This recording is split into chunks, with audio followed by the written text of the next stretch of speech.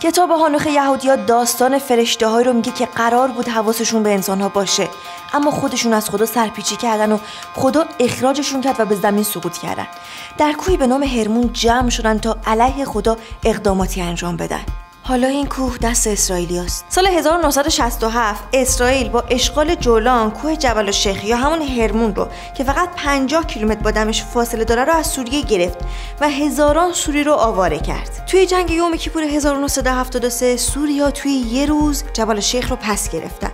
اما بعد از 2 هفته جنگ اسرائیل دوباره این منطقه رو از دست سوریا در آورد. سال 1974 اسرائیل با سوریه توافق کرد که یه تیکه از جبل الشیخ رو پس بده. البته الانش هم هیچ کشوری جز آمریکا الحاق جولان به اسرائیل رو قبول نداره، اما ترامپ سال 2019 پشت اسرائیل در اومد که آهای جولان مال اسرائیله. اسرائیلیا توی جولان یه شهرک ساختن به نام ترام و گفتن دست درد نکنه، دمت گرم. بعد از سقوط دمشق نتانیاهو گفت من دیگه توافق 1974 رو هم قبول ندارم.